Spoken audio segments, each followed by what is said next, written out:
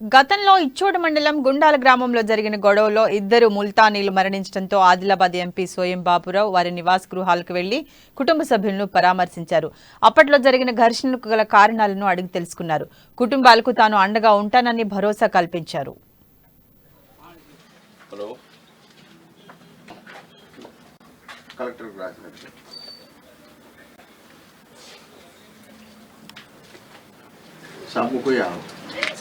वो लेटर लिखूँ कल जाके कलेक्टर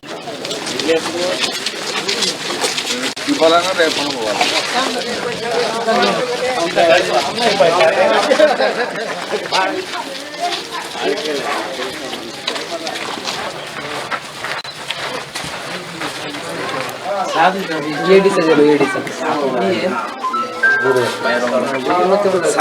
घरों का लिस्ट लाओ क्या डैमेज होगा किसको